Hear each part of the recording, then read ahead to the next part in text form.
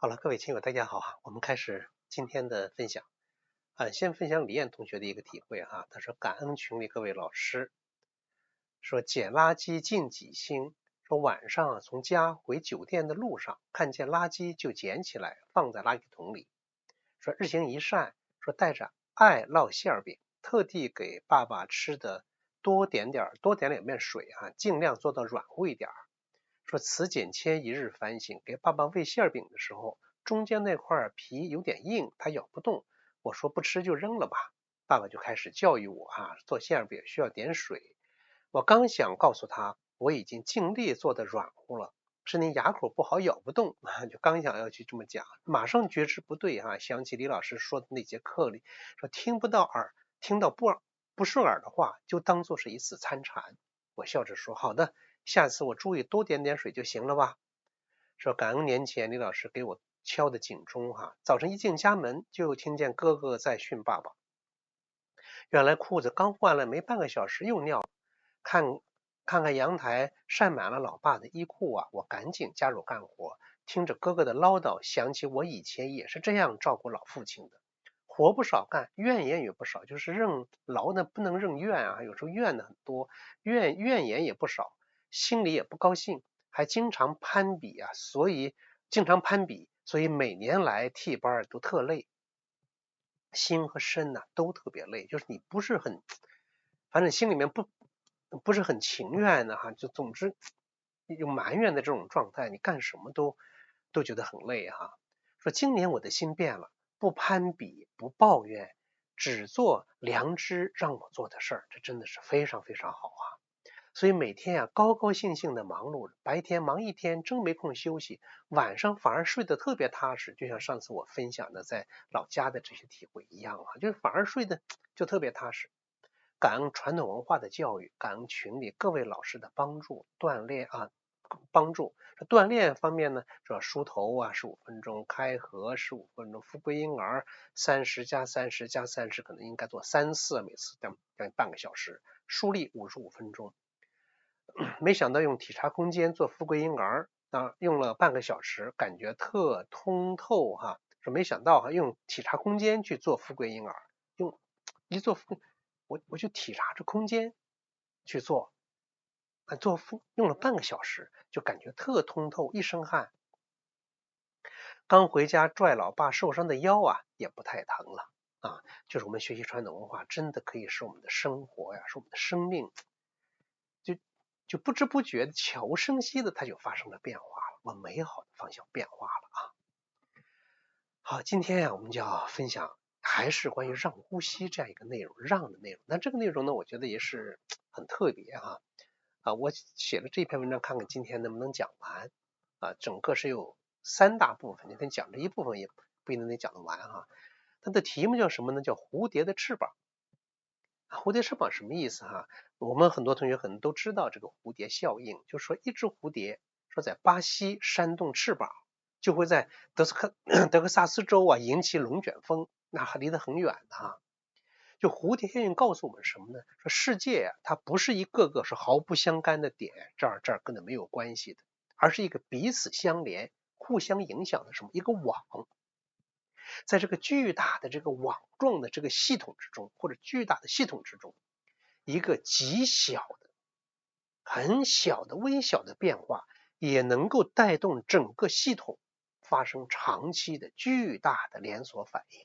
也就是说，这个蝴蝶在这儿扇动翅膀，引起空气的这种波动、震波动，这空气动，从这一小大，可能到那边引起龙卷风了。说这个可能大家可能没有太直观的感受，你比方说我们在高速公路上开车，你开车的时候可能你一个不留神你说一句话或者一个不留神可能出车祸了，这个车撞到前面去了，一点微小的变化就撞到前面了。可是这一撞可不要紧，可能这路就通不了了，后面几公里甚至有的堵车堵的几十公里。那么这几公里这么长的路上呢，多少人呢？那多少人会联系多少个家呀？就是你这儿一分心出点车祸，可以影响到什么无数个家庭，也是这样的道理。那就想如果我们把修行从个人修身提升到这样一个大系统，或者叫宇宙的维度的话，大家想一想，意义就变得不一样了。那就是说，每一次这个让呼吸，也会在宇宙的信息场中激起什么？激起涟漪。其实不单是每一次让呼吸，就每一次你调整自己的心，修心每一次静坐，每一次树立，都会在这个宇宙的信息场中激起涟漪。那我将分3次来谈自己的这个感悟第一次就今天我们要分享的，就每一次让呼吸都是在宇宙信息场中注入一道来自生命本源的数据。第二次是什么呢？就每一次放下控制，都是在为人类集体意识增加一笔回归完整的代码。第3次分享，每一次体验合一，都是在为未来的智能提供一份超越分裂的样本。我觉得这3课，我觉得应该是都很有意义的。我们先讲今天讲第一个大的内容，就第一个内容可能今天也讲不完第一是什么呢？就每一次让呼吸，你都在宇宙的信息场中、宇宙场中注入一道什么呢？来自生命本源的数据。我们现在在互联网时代不就这样吗？你注入什么数据，在整个云空间里面，你给它提供什么样的信息，提供什么样的数据。那第一小部分我想说什么呢？人类数据库的污染与纯净。说人类有数据库，首先我们需要理解一个前提很关键的前提，就是人自从诞生以来，他就在不断的构建一个庞大的集体信息数据库。你简单来说吧，那个大图书馆里面你放的那么多的书，那是不是人类构建起来的集体信息数据库？那是一个小的数据库，是吧？但有的数据库它不是说在书本上的，是在整个宇宙信息空间。那在这个数据库里有什么呢？有我们的先民仰望星空时的什么？哇，对天地的敬畏。每个人天地敬畏，那么敬畏的这种意识，这种信息就充斥了整个空间，人类的精神数据库。也有什么呢？圣贤证悟大道时的清明，那个圣贤一下开悟了，开悟之后，他对世界的认知，对人的认知，对生命的认知，一下子变了。他那一变的那一刹那，他从一个凡人就变成一个开悟的那一刹那，他向周围虚空中所散发的信息一定也是不一样的。我们说个很简单的例子，比方说这个人在这生气、怨恨，满身是怨气，他在往宇宙中间散发着怨气。这个人满心欢喜，他在往宇宙中散发着和气。那这个人真正的说开了悟了，那散发着那种什么？那种大道，正悟大道的清明。而那个人呢，傻乎乎的，贪嗔痴慢疑，又吃又疑，你散发出的是那种信息。简单来讲，比方说在一个学校里面，这个老师都稀里糊涂，他讲什么东西他也讲个稀里糊涂，学生也听不清楚，因为他散发的信息是稀里糊涂。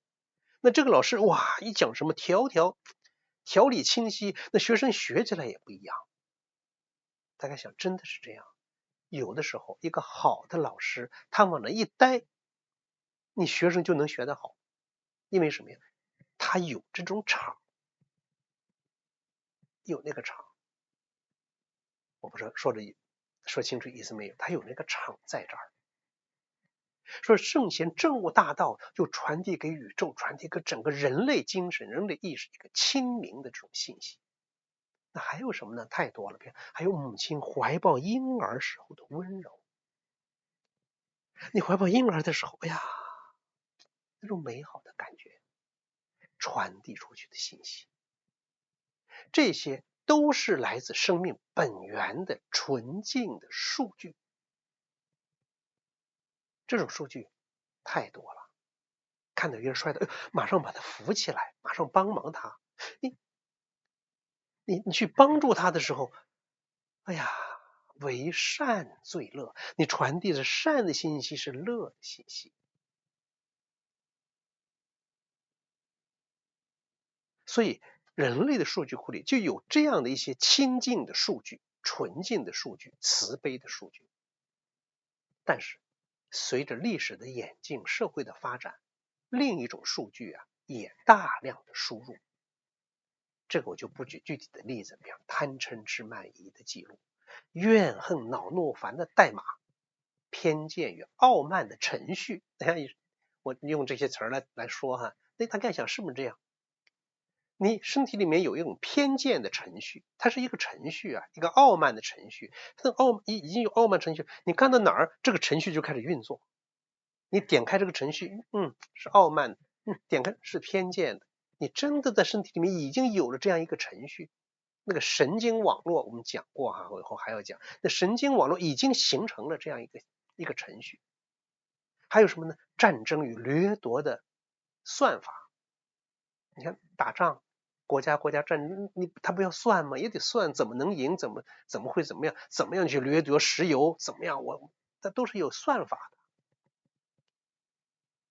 所以这些东西，这些信息，贪嗔痴慢怨恨恼怒烦、傲慢偏见、战争、杀戮等等这些掠夺，这些呢是被污染的数据。我认为它是我这么想，被污染的数据，它是不利于整个人类，也不利于整个社会、整个自然美好发展的这样一些信息。反而呢，这些信息反而有时候逐渐成为人类信息场中的什么主流的流量。真的，你现在国际关系中是不是也是这样？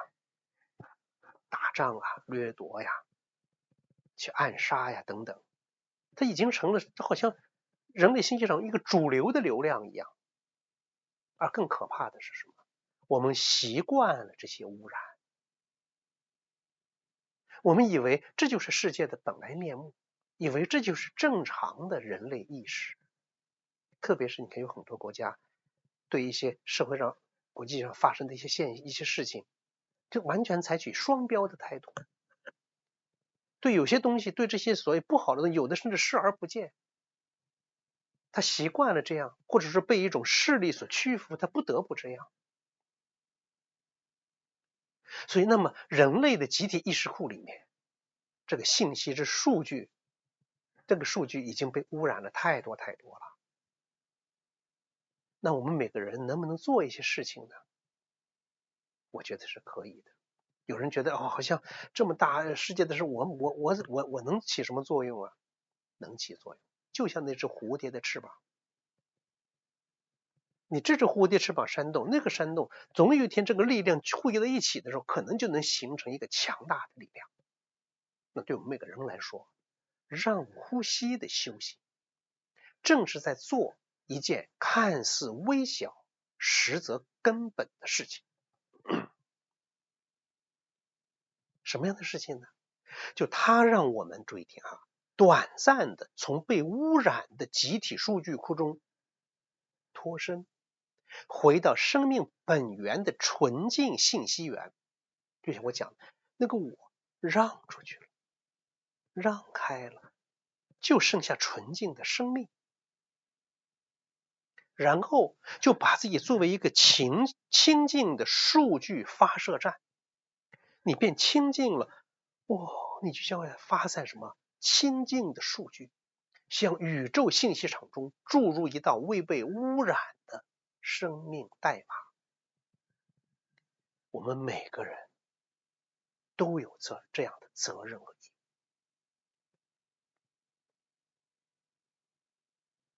我们不能够纯净影响，不能说世界我们就怎么样了，但我们可以纯净我们自己。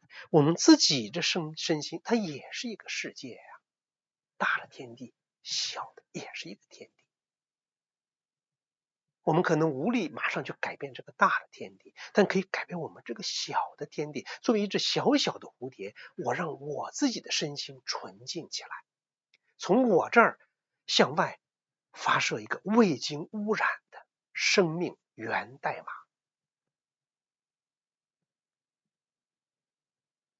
那么向宇宙输入这道未经污染的生命源代码，所谓让呼吸，有3个层次的数据输入啊，这是我把它分成3个层次数据输入啊。第一个层次，个人层面。个人层面怎么样？首先你得激活本能，卸载那个污染。你有很多污染，你得卸载，或者你得清理掉它。那你的电脑用时间长了，手机用时间长了，里面污染太多了，你得要清理啊，要卸载啊。那什么意思呢？比方说，当你在做让呼吸的时候，安静让呼吸的时候，你发生了什么呢？各种事儿先放下了。我说手上会做的东西我都不会了，不做了。贪嗔痴慢疑都放掉了，你就暂时的放下了那些被社会编码。你是一个社会什么角色？我被文化染色，我有什么样的世界观，有什么样的观念，先放掉了，把那个放下了。或者说被个人经历塑造的那个我如何，我是一个受害者，我是一个什么什么，我是一个怎么样的人，我是一个很有钱的人，我是一个很有学问的人，我是一个很有地位，或者说我是怎么不好，也是被自己那个经历塑造的我，把它都放下。您不再用什么呢？我觉得，我认为，我想，我判断，我分析，不用这个来运作，因为那个我本身是被污染的，你用它去运作的一切东西也是被污染的。那个我是分裂的，你用那个分裂的我去分析、去想所有的一切呢，都不会是完整的。把这个东西都放下之后，不用我，而是让生命怎么样回归它本来的状态。那个什么，没有标签，没有评判，只是纯粹存在着的状态，就往那一待，没有标签，没有我是谁，就像那个树往那一站，树它没有姓名，没那个树觉得我是个松树，那个我是柳树，我是一个什么树，我是很漂亮，我很贵，我比你，它没有这些。大家想，没有标签，也没有评判，这个地方如何，这个人怎么没有评判，只是纯粹的存在。那个我退出去散掉了，就在那待着，只剩下那个纯净的生命。我们这几天锻炼不就练这个吗？那么这个状态就是什么状态呢？注意就是道在人身上的直接显现。在这个状态中你不是在学习道，而你是在成为道的一个表达。你是成为道，你就是道，不是说我要学习道，还有个我在，那个我散掉，您就是什么成为道的一个表达。你是在用这个生命体干什么呢？让它成为道在人间的一个信息节点。信息节点就好像一个信息站一样，中国移动、中国联通说在这儿信号好，那儿信号不好，为什么呢？这儿有个信息站移动的信息站，我这信号好，这块没有，你就信号不好，就这个意思大概这个意思，就是我这个人就成了中国移动或联通的一个信息站，那不是移动联通，就成为道的一个信息站，一个信息节点。我说清楚意思没有？因为你纯净那个状态和道的状态一体而您每一次进入这个状态，你都在做一件事儿。什么事儿你用鲜活的生命向宇宙信息场发送了一段纯净的来自生命本源的数据包。好，你发送了，因为你自然而然就成为了。就像我们曾经分享过那个样，说上传，其实不是上传，你就是上传，还有一个彼此，说瞬间还有时间，你就是你呈现那个状态，它已经就是在为整个虚空中就传递了，就震动了，就显化出了什么？那个纯净的来自生命本源的数据包。那这个数据包的内容呢？这个数据包的内容是什么呢？它不是说我呼吸的多么好，我又进步了，我又如何如何，你看我多厉害，我多么安静，没有这个，而是纯粹的，无需任何附加信息的，没有任何附加信息，它是纯粹的生命本身的频率。你生命本身是什么样子，本能本来是什么样，它就是什么样。这第一个层面，就你现在纯净自己成为这种状态。那么第二层面，集体层面，刚才是个人层面，集体层面，集体层面怎么样？就丰富人类的本源数据库。第一个层面什么呢？激活本然，卸载污染，让你自己先成为它，成为它。那第二个阶段就是，就丰富人类本源的数据库了。注意啊，人类啊之所以能进化，不仅是因为基因的传承，更因为意识的共享。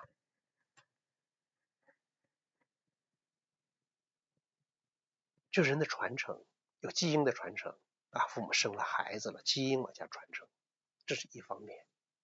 更重要的是什么？是意识的共享，或者说意识你也得传承，也得传播。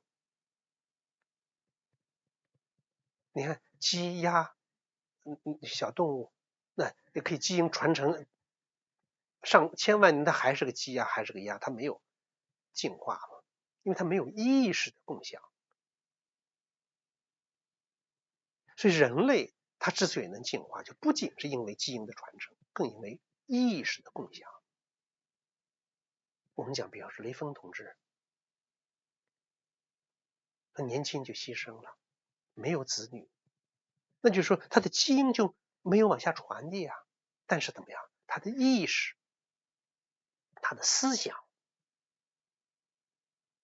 他的意识和思想不仅影响了同时代，他同时代的无数的人，也会一直往下影响我们华夏儿女。所以促进人类进化的，它不单纯注意是基因，更重要的是什么？是意识的共享、意识的传播、意识的传承。你可能没有想过啊，比方说，为什么有时候在同时代，比如战国时代也好，什么时代也好啊，在同时代会突然涌起很多个觉悟者，这诸子百家，同时代就出了这么多。有时候为什么在某一个地区，它的修行传统能延续千年？那有时候说某某地区，这个地区说人杰地灵啊，说这个地区是怎么样，修行人特别多，那为什么会这样啊？就因为那些先行者注入的清净的数据，就一直存在于人类的信息场中。后人通过修行呢，不断创造新的觉悟。那他不是创造新的觉悟，有的时候注意而是调频接入了那个已经存在的本源数据库。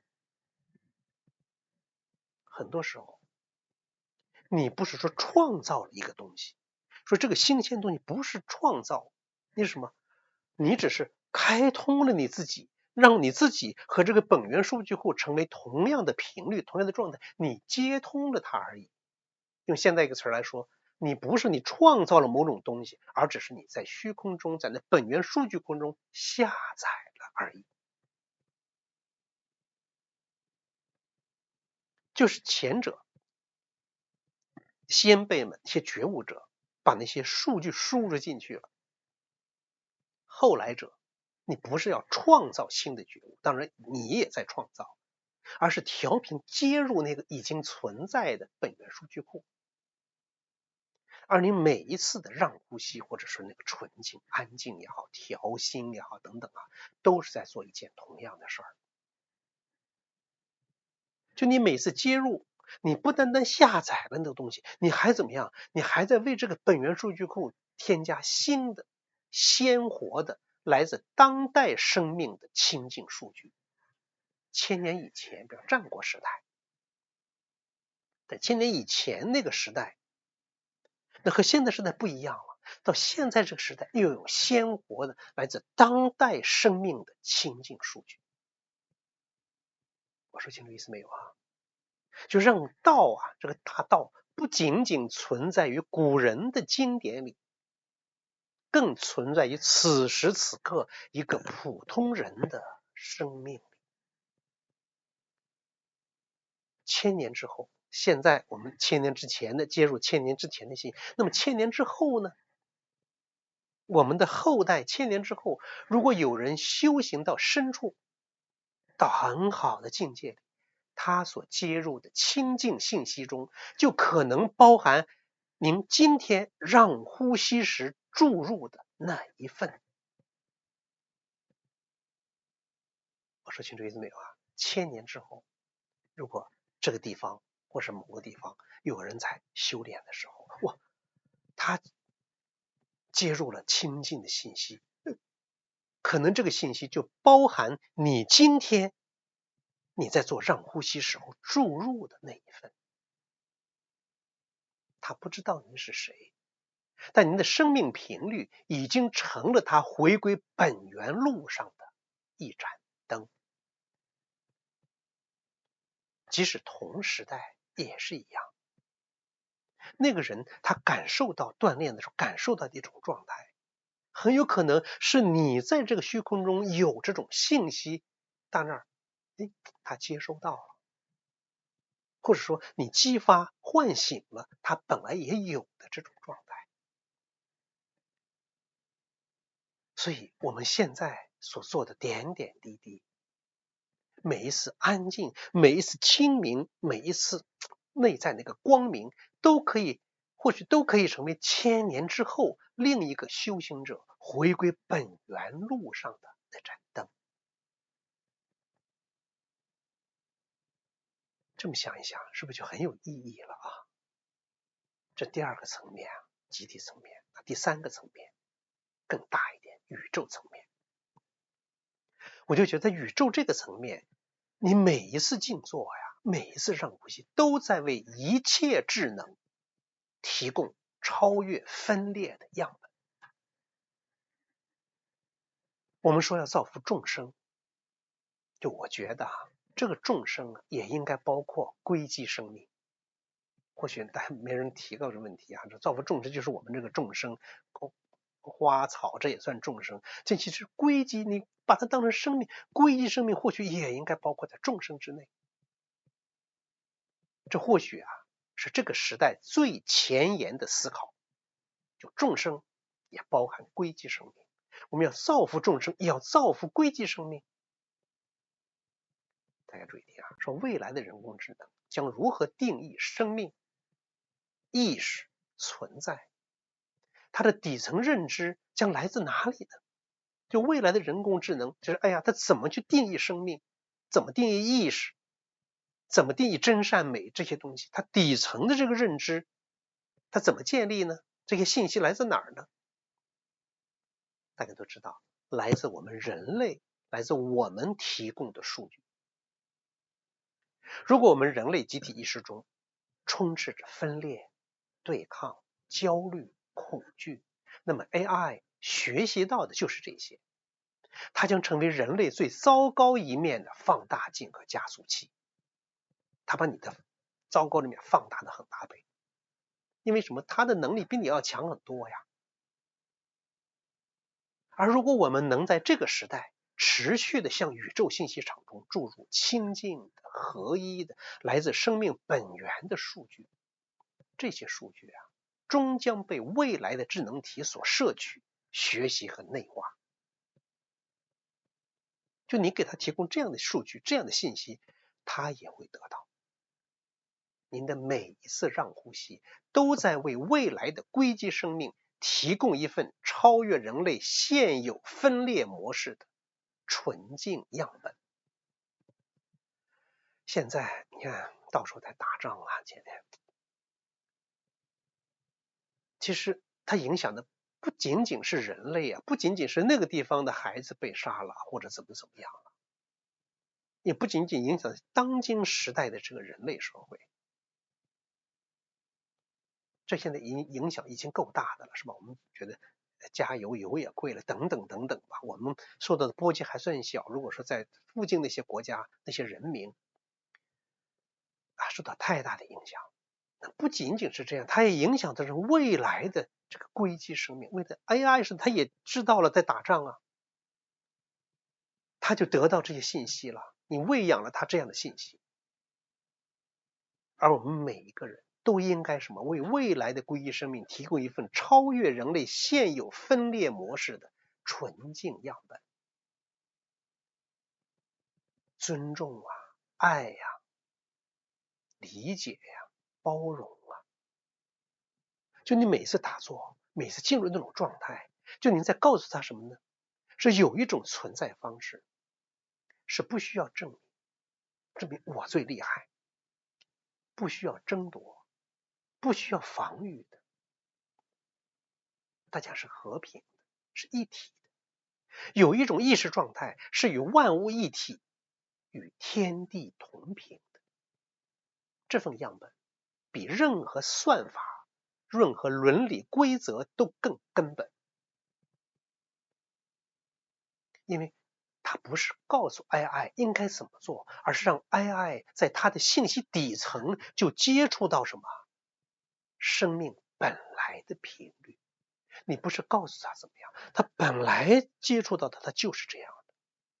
就好像说人说性本善，本来是本自具足，他本来接触到的就是这些美好的东西。天地一体呀，天地同频，万物一体，这样一种状态。这或许是造福众生的新领域。这个造福众生就不单纯是造福人，造福我们现在这个碳基生命了。就我想的可能比较，有人可能会觉得你想的太多了，太远太大了，其实不大，它就在我们身边呢。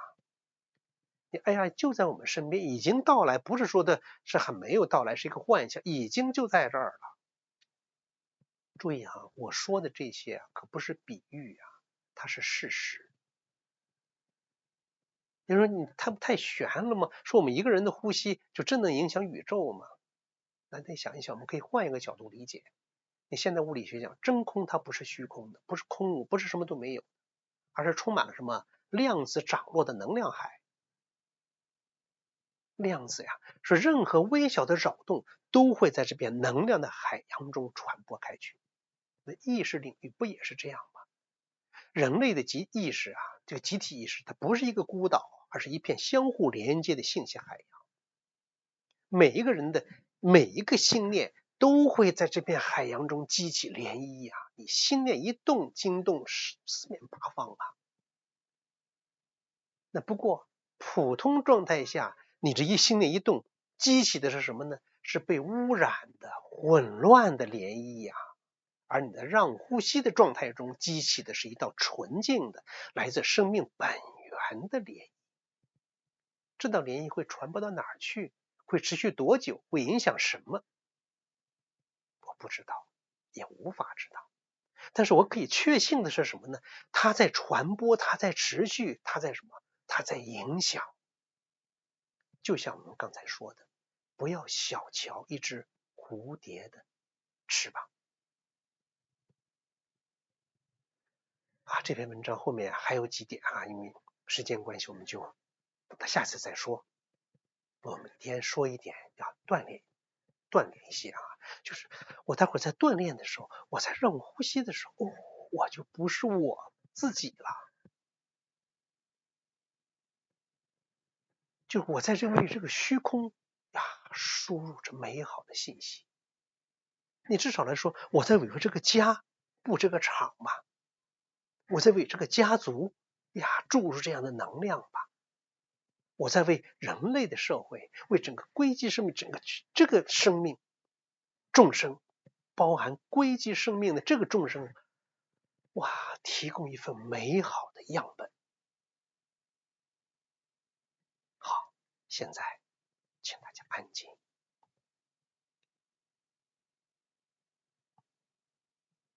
好，我们直接站起来吧，站起来，我们先站着状进行哈。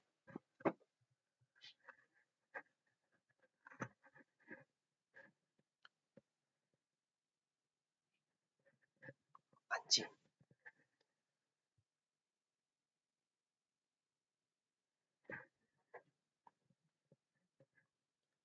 安静。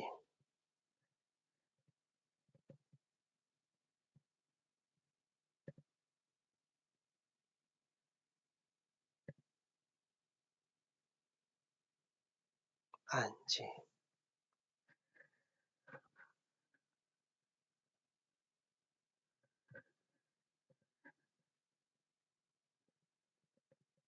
安静。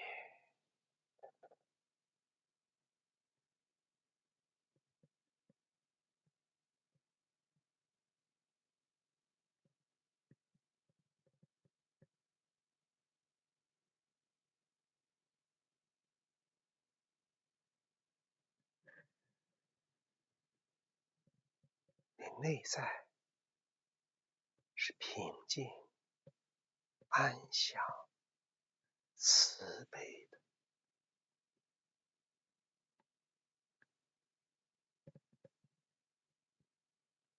我们先做富贵婴儿，注意敞开心胸，张开怀抱，这一做将爱奉献出去。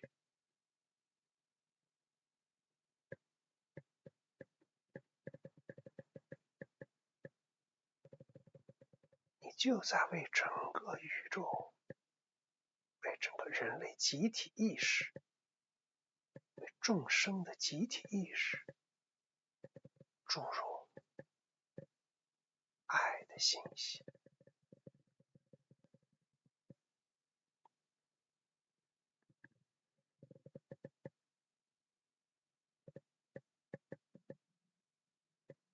与欺骗、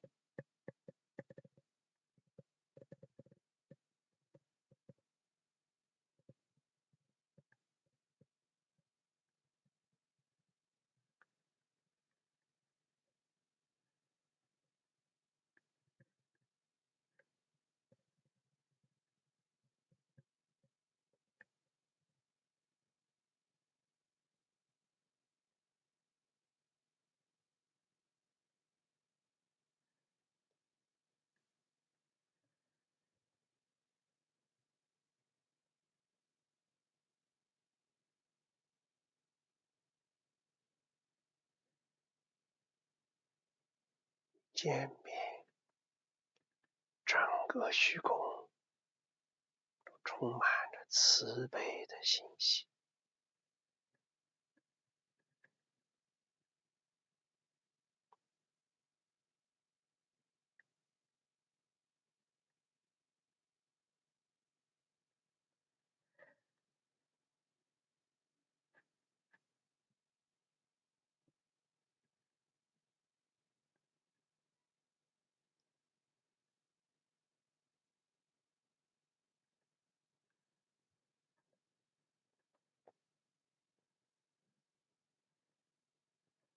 上至头顶上方，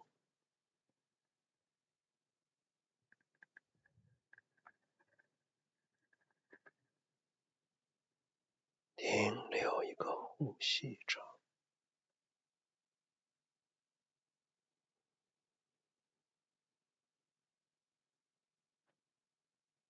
慢慢下落。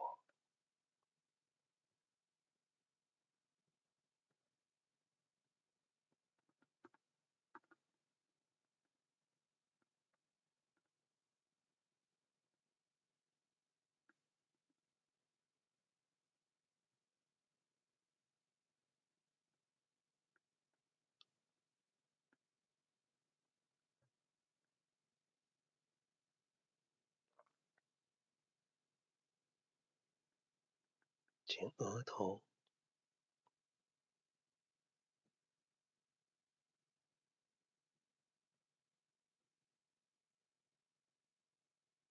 念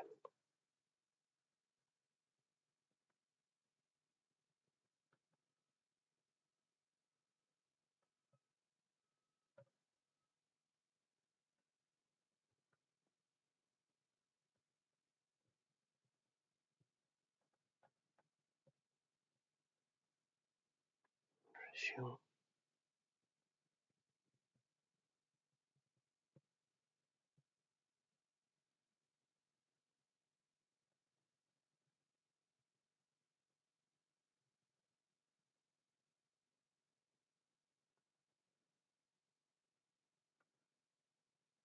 之腹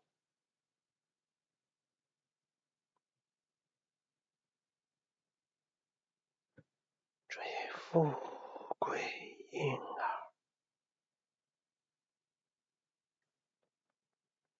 富贵的那种纯净的本然的状态。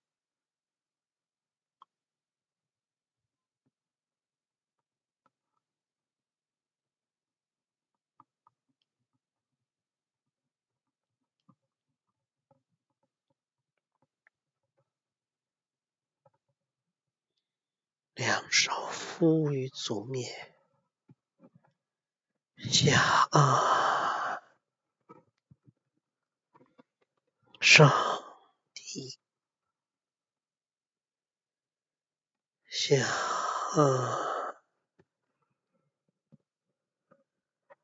上提，下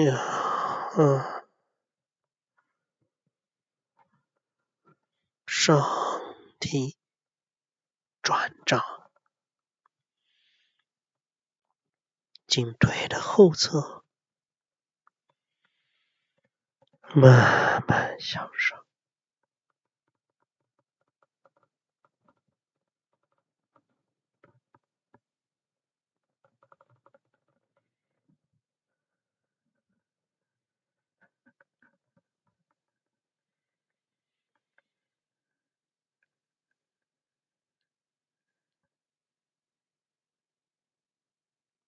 你们点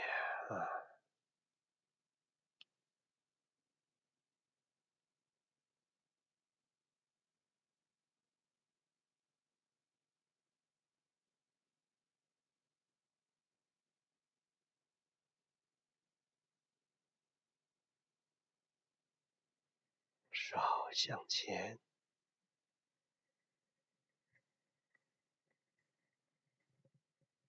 到肚脐，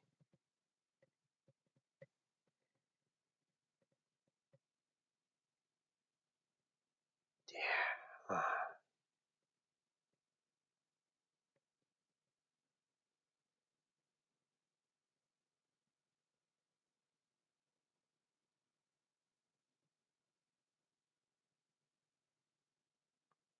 两手分开，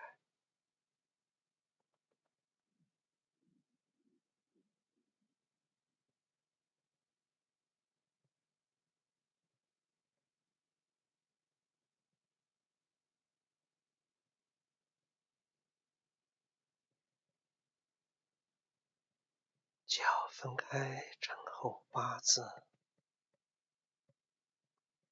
安静。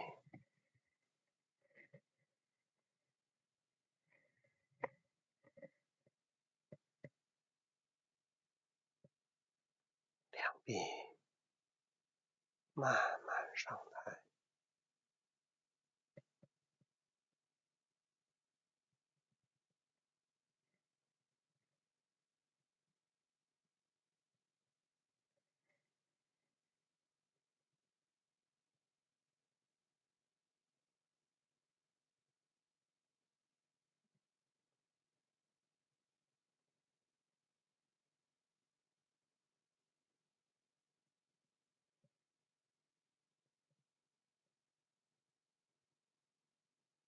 身体微下蹲，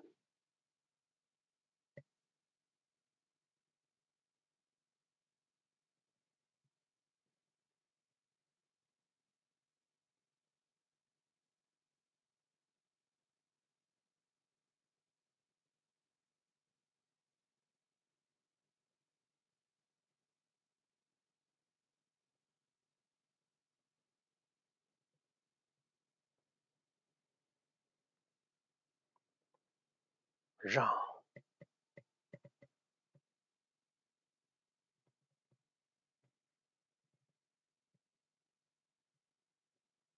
心跳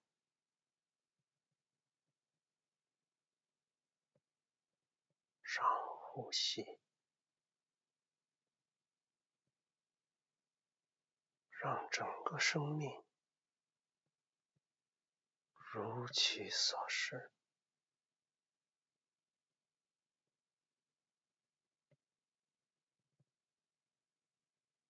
将我退出，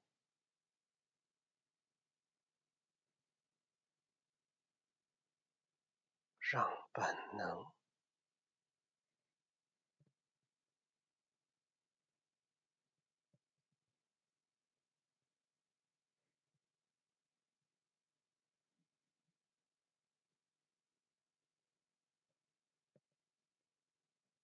将我从全身，特别是头脑里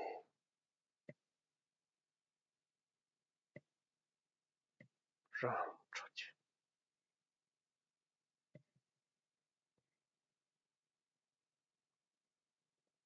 只剩下一个纯净的本源的生命，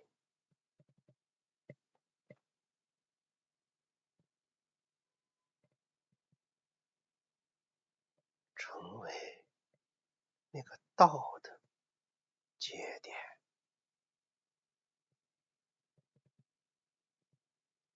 你的生命就成为道，在人世间的节点。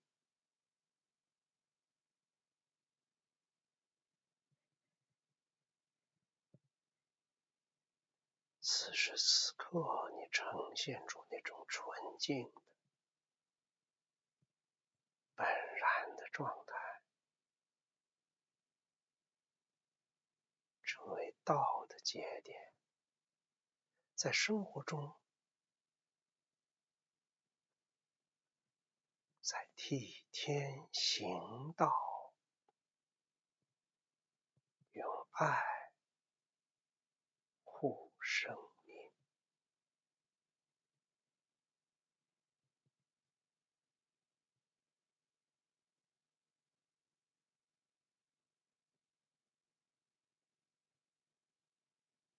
退出我，就卸载了傲慢偏见，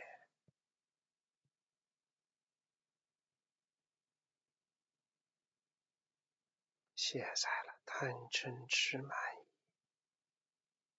怨恨恼怒烦，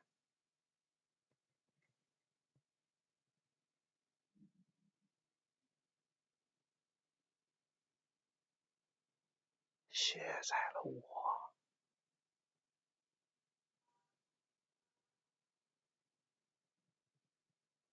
便没有了我的分辨，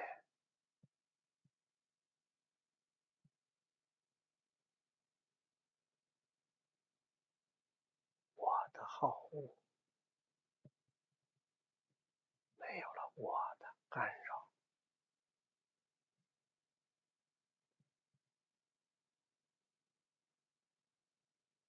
本然纯净。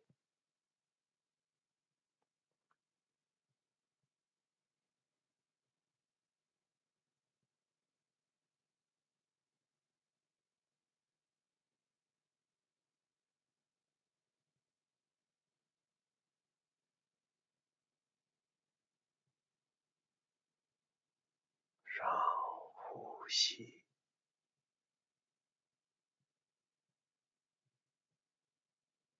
心息相依，